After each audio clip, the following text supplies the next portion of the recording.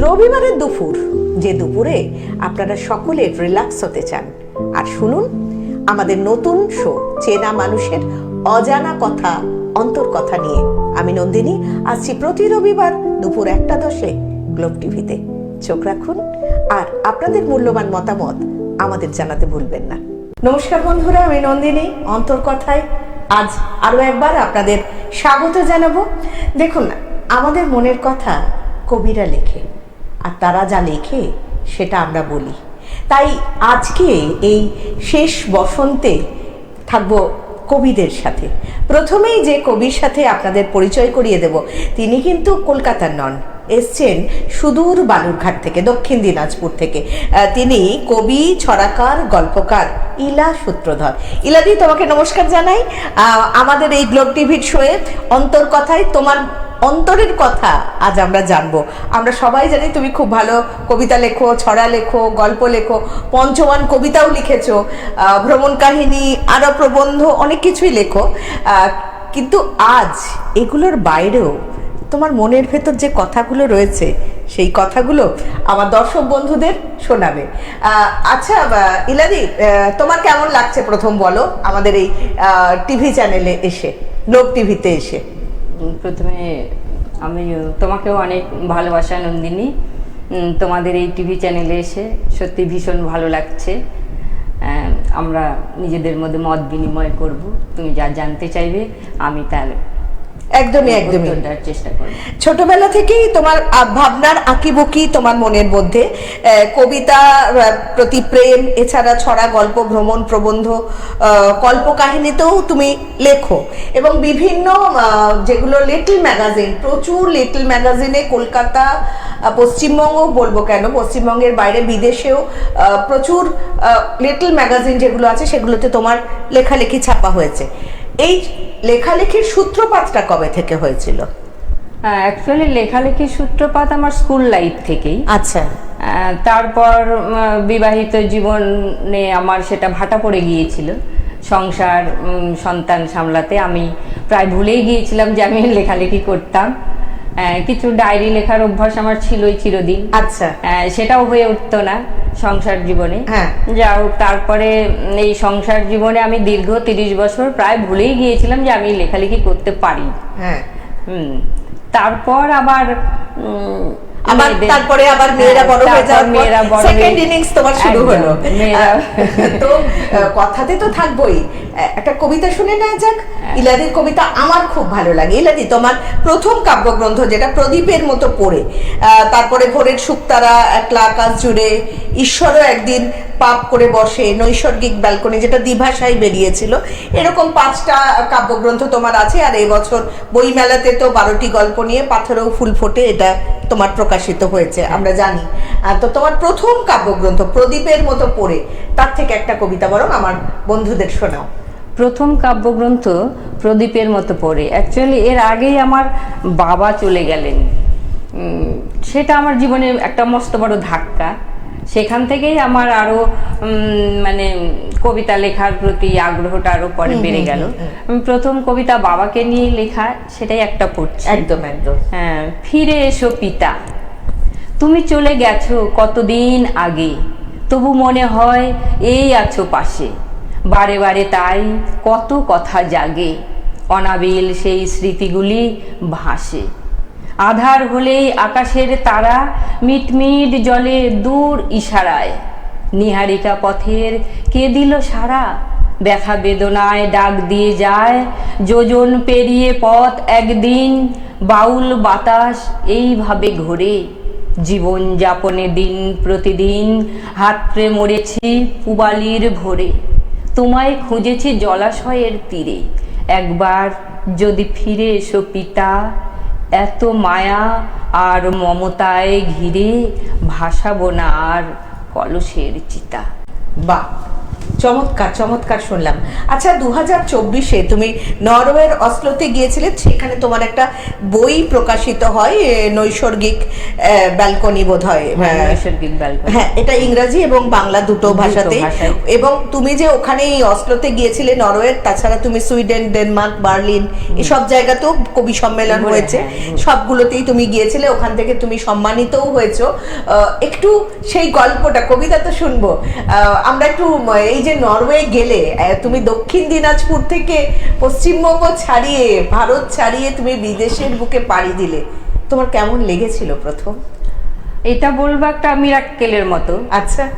আমি তো লেখালেখির সূত্রে বিভিন্ন পত্রিকায় লেখা দেই, সেই সূত্রে যে আমার লেখা নরওয়ে চলে গেছে সেটা আমি নিজেও স্বপ্নে ভাবিনি। আচ্ছা। যা হোক, একবার বই মেলায় সেই পত্রিকার জন্য দাদার সঙ্গে পরিচয়, এবং সেখান থেকে উনি বলেন আমার লেখার উনি ভীষণ ফ্যান। তা আমাকে 2024-এ তার সিলভার জুবলি অনুষ্ঠান ছিল তার পত্রিকার, সেখানে উনি আমন্ত্রণ জানান, এবং প্রথমে সেটা আমার কেমন অবাক লেগেছিল। পরে যা হোক, ওই বলে না বোধহয় ভাগ্যে থাকে কিছু কিছু জিনিস, একদমই তাই, লটারি। হ্যাঁ, লটারির মতো। সেভাবেই ঠিক দাদার ডাকে একটু একটু করে এগোতে এগোতে পৌঁছে গেলাম। ওখানে পৌঁছে প্রথম কেমন লাগলো? প্রথম যে কবিতাটা ওখানে তুমি পড়েছিলে কেমন লেগেছিল বলো? সে তো কি বলবো, আর সে তো রোমাঞ্চকর এক পরিবেশ। প্রথমেই আমি যখন গেলাম নরওয়েতে, দাদা এসেছিলেন, দাদা বৌদি দুজনেই এসেছিলেন আমাদেরকে এয়ারপোর্টে রিসিভ করতে। বেশ। প্রথমেই ফুলের গোলাপের একটা বিশাল বড় তোড়া দিয়ে হাতে সম্বর্ধনা জানালে, তো মানে সেটা ভাবতে পারছি না যে আমি বিদেশের বুকে এইভাবে সম্মানিত হব, বা কেউ আমার জন্য ফুলের তোড়া নিয়ে এসে দাঁড়িয়ে থাকবে। কেন দাদা তোমার জন্য ফুলের তোড়া আনতো না?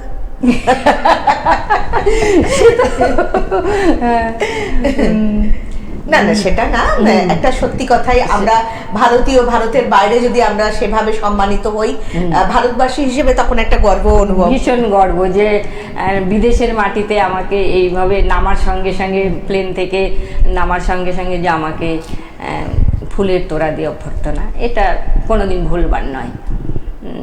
ওখানে গিয়ে যা হোক, আমার তো অসলো ঘোরা টোরা হলো। তারপর যেদিন অনুষ্ঠান, সেদিন আমাকে মঞ্চে ডেকে ভারতীয় কবি হিসাবে একটা সম্মাননা, তখনও আবার জানানো হলো ফুল দিয়ে, উত্তরীয় দিয়ে।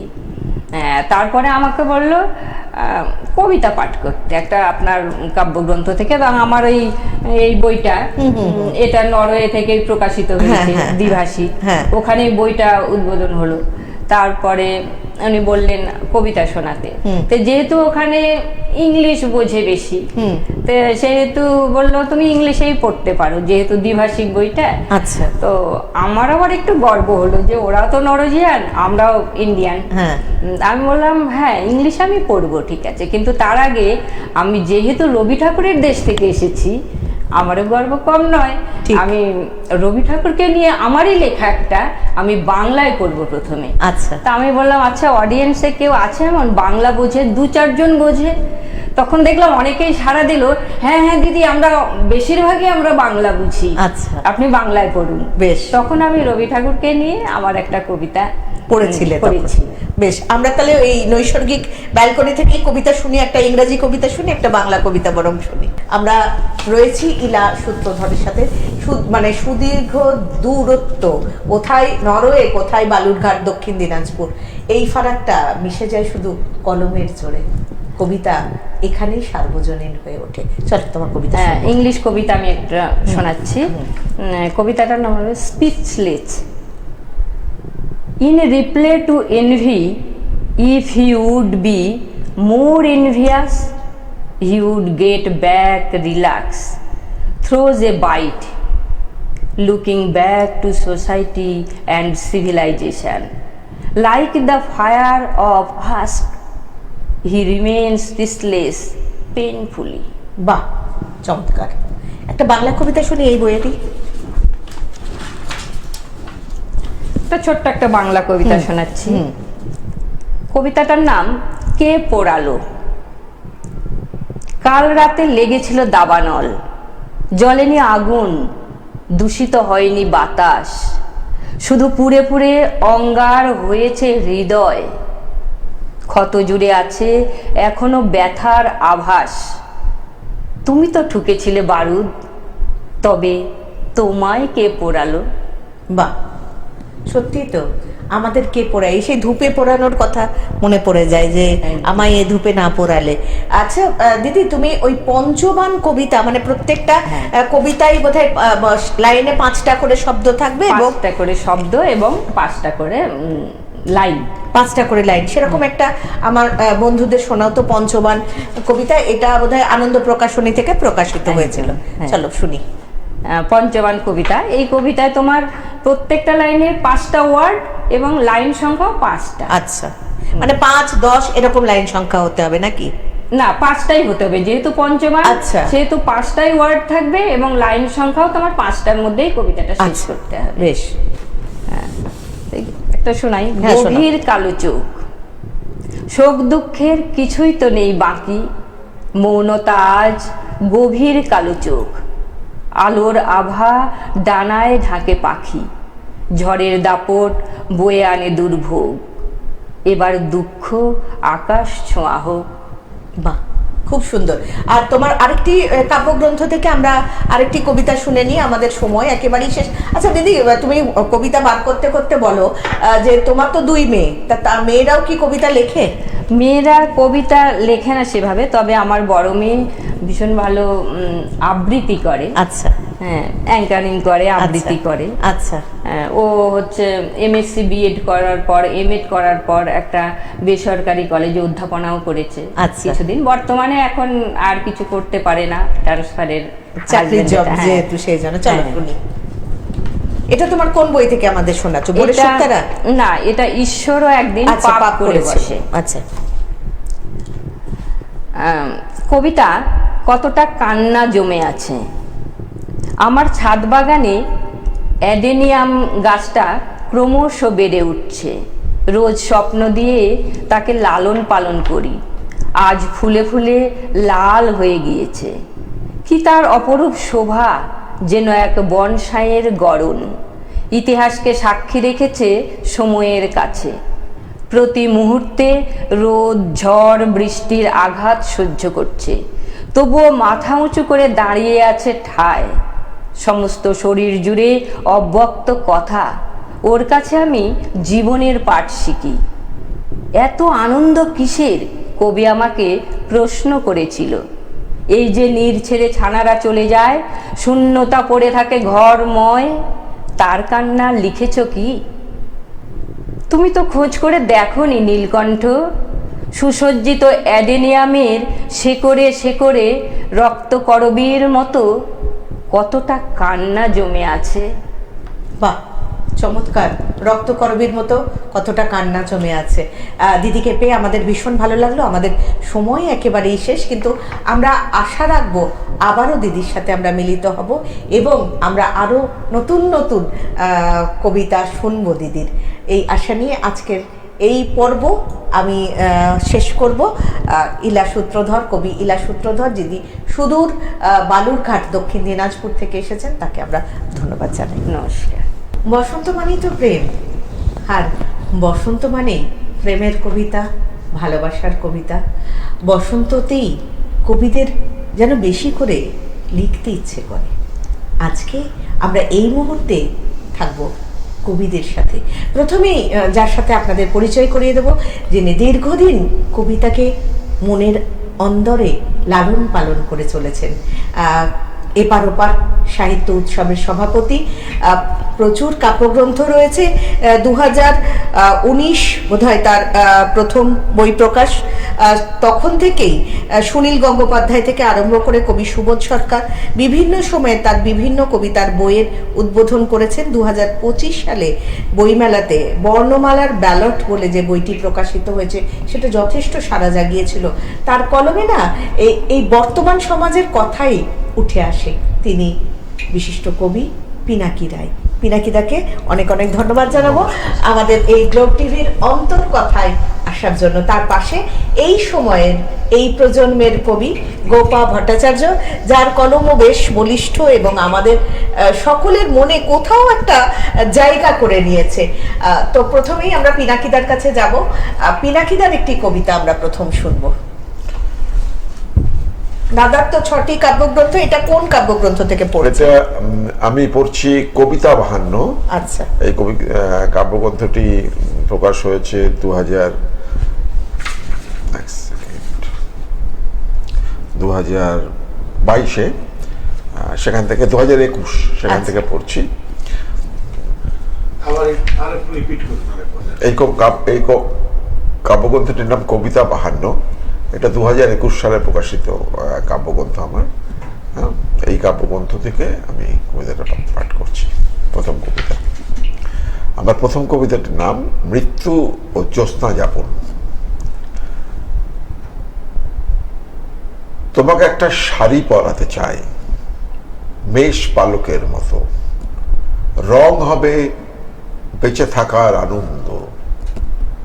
তুমি জ্যোৎস্না যাপন, আমার শাড়ি পরো। গতকাল সংসদে বিল হয়েছে পাশ, একটা যথার্থ মৃত্যু শুমারি হবে। শ্মশানে এ বিষয়ে গুরুতর স্ক্যাম হয়েছে, তাই এই বিল ও দলিল খবর খাস। আমার নাম লিখবে ওই শুমারি। তোমাকে একটা শাড়ি পরাতে চাই, তুমি জ্যোৎস্না যাপন, আমার শাড়ি পরো। মেষ পালকের মতো, রং হবে বেঁচে থাকার আনন্দ। বাহ, চমৎকার। বেঁচে থাকার আনন্দের মতো রং আমরা সকলেই চাই। আমি গোপার কাছে যাব। গোপা কি কবিতা শোনাবে আমাদের? আমি আজকে শোনাবো আমার অ্যাকচুয়ালি দুটো কাব্যগ্রন্থ বাংলার। হ্যাঁ। আরেকটি সেফটি পিন, আচ্ছা। আর এক মুঠো সময়। তো যেহেতু বসন্তকাল একদম, তাই একদম ভালোবাসার, পিওর ভালোবাসার কবিতা। আচ্ছা, গোপার কাছে যাব। পিওর ভালোবাসা বলতে তুমি কি বোঝাচ্ছ? পিওর ভালোবাসা বলতে আমি বলি যে ভালোবাসার মধ্যে কোনো চাওয়া পাওয়া দেওয়া নেওয়া কিছু থাকে না। বেশ, চলুন আমরা পিওর ভালোবাসা শুনি। কিন্তু আমার এই কবিতার মধ্যে একটু চাওয়া আছে। সেই চাওয়াটা হলো একটি আকাশ। একটি আকাশ দিস তুই আমায়, যে আকাশ শুধুই আমার। কাচের জানলায় ঠোকাঠুকি, দোয়েল কোয়েল ফিঙে ভেসে ভোরের সংবাদ দেয় যে এসে। কোথায় কাঁদলো বৃষ্টি আর কত দূর তোর আকাশের ঠাই। ঘরের মধ্যে গোধূলি আলো, সন্ধেটা লাগে বড্ড ভালো। রাতের তারা তোর খবর বলে দিয়ে যায়। আচ্ছা, চাঁদের আলোয় তুইও নাকি আমার মতো চন্দ্রা হতো।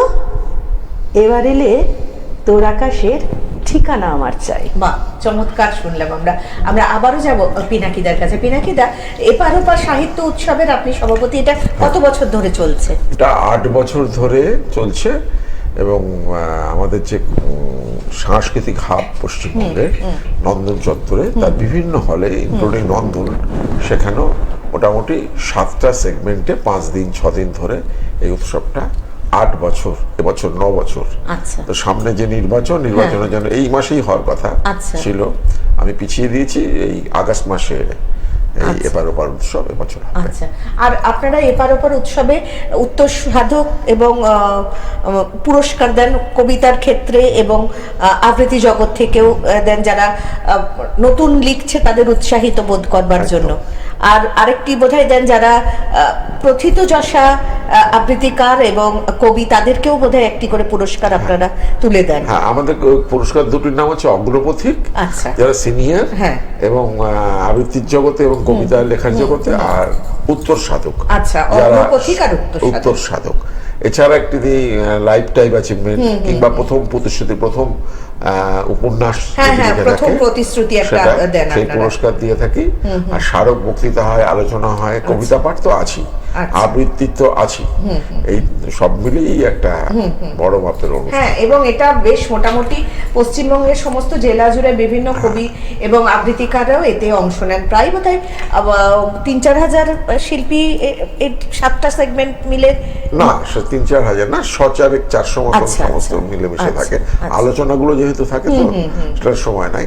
আর আচ্ছা। এপার ওপার এছাড়াও এর বাইরেও ডুয়ার্সে করেছে, মুর্শিদাবাদের 2টি মহকুমা শহরে করেছে, আরো বাইরে করার কথাবার্তা চলছে। আচ্ছা। সেগুলো করে থাকে আর কি আচ্ছা। এপার ওপারের। আমরা যাই আপনার কবিতায়। হ্যাঁ, আমি এই কবিতাটি 2021 সালে, এপ্রিল মাসে 2021, এটা তো মার্চ মাস, দেখুন এই সময়ের সাথে হয়তো একটা হালকা হলেও মিল খুঁজে পাওয়া যেতে পারে। কাছাকাছি স্বপ্নের দৃষ্টি যতদূর যায় তার থেকেও বেশি আছো কাছে, তবু কেন দূর? পাড়ার মোড়ে চটলা করে সকাল বিকেল দুপুর, খেলা হবে কিংবা রামলীলা, কেমন করে পেরিয়ে আসবে সর্বাত্মক আত্মহানি রক্ত ধ্বংস খেলা? সবাই কেমন বদলে গেল, বড়র মতো দেখতে হয়েও সবাই কেমন বামন হলো, সবুজ যেন হলুদ বুনো, মৃত্যু মিছিলে দীপ্ত হাঁটছে গর্বিত গণতন্ত্র। কিন্তু তুমি ভুল করো না, আমরা কিন্তু কাছেই আছি স্বপ্নের থেকে বেশি, পাশাপাশি এই জীবন থাকুক, জীবন কাছাকাছি। বাহ, বাহ, খুব সুন্দর, খুব সুন্দর। আমরা গোপার কাছে যাই, গোপার পরের কাব্যগ্রন্থ থেকে একটি কবিতা শুনবো। আচ্ছা, এইটি কবিতাটি পিনাকিদা যে কবিতাটি পড়লেন, অপূর্ব পড়লেন। সত্যি তো ভালোবাসা, আজকে আমরা যে জায়গায় দাঁড়িয়েছি কত কিছুর মধ্যে দিয়ে আমরা যাচ্ছি সময়। তো এই কবিতাটির নাম হলো উদ্বাস্তু মন এক মুঠো সময় থেকে। এটা কি ঠিক সময় প্রেমের, যেখানে মানুষ নিজেই জানে না ইট পাথরের 4টি দেওয়াল মশারির খুঁটের মতো ক্ষণস্থায়ী, এক চিলতে জমিতে লোলুপতা শিকড় গড়ছে, চতুর্দিকে মিটিং মিছিল ঝড় ঝঞ্ঝাট, ধর্মীয় জ্বরে কাবু দেশ।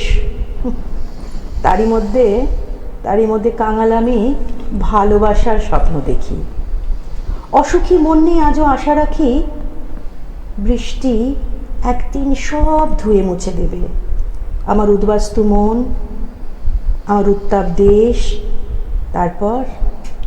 তারপর দুঃখ ক্লান্তি নিরাশা সব সরিয়ে তোমার পাশে বসবো এসে, শান্তি পাবো পূর্ণিমার চাঁদটি হাতের মুঠোয় দিও ভরে। বাহ, চমৎকার, সত্যি তাই, চমৎকার লেখা। এবং পিনাকিদার 21 সালে লেখা কবিতা আজকেও যতখানি প্রাসঙ্গিক, তোমার কবিতাটাও তাই। আমরা পিনাকিদার কাছে যাব, পিনাকিদার আরেকটি কবিতা শুনবো। এই কবিতাটি যেটা পাঠ করবো এখন, সেটা 2021 সালের জুন মাসে লেখা। এই কবিতাটি, তুমি তো বাচিক শিল্পী নন্দিনী, অনেক বাচিক শিল্পীরা এই কবিতাটি করে থাকেন এবং মঞ্চে উঠলে এই কবিতাটি করার জন্য আমার কাছে অনুরোধ থাকে বিভিন্নভাবে। কবিতাটির মধ্যে একটু হিন্দি উর্দু শব্দ মেশানো আছে। আমি অনেক কবিতার ক্ষেত্রে এই পরীক্ষাটা করে থাকি। এই কবিতাটির নামটাই অন্যরকম, সোচা না থা। এই নামে একটা গানও আছে, খুব বিখ্যাত গান আছে, কুমার শানুর। জয়ী চাওলা বোধহয় অভিনয় করেছিল। সোচা না থা, কিছুটা কথা প্রকাশিত, কিছুটা অধরা ছিল, কিছুটা কথা প্রকাশিত, কিছুটা অধরা ছিল, বুঝতে কেন সময় লেগে গেল, मैंने सोचा ना था। কিছুটা গোপন, কিছুটা ছিল খোলা, বুঝতে পারিনি এটাই শেষ আমার ভাষান বেলা, मैंने सोचा ना था। অরণ্যের মৌনতায় ঢোকে না কোনো আলো, কিন্তু পাগলি তোমায় আমি বেসেছিলাম ভালো, মানে সোচা না থা। কথা ছিল হেঁটে যাব বহু দূর, জানিনি সুদূর কতটা সে দূর, क्योंकि मैंने सोचा ना था। চমৎকার চমৎকার। পিনাকিদার কবিতা কবি সোচা না থা, সত্যিই তাই। আমরা না ভাবলেও সময় আমাদের শেষ হয়ে যায়। তাই আজকের এই অন্তর্কথার অনুষ্ঠান আমরা না চাইলেও শেষ করতে হচ্ছে। কিছুটা কথা বাকি রাখছি, পরবর্তীতে আবার আমরা আমাদের কবিদের পাবো, তাদের কথা শুনবো, তাদের কবিতা শুনবো।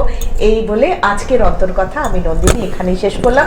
আপনারা দেখতে থাকুন অন্তর্কথা, আপনাদের কেমন লাগছে, আর নিচের স্কুলে যাওয়া নাম্বারে আপনারা আমাদের জানাবেন। নমস্কার। নমস্কার বন্ধুরা, গ্লোব টিভি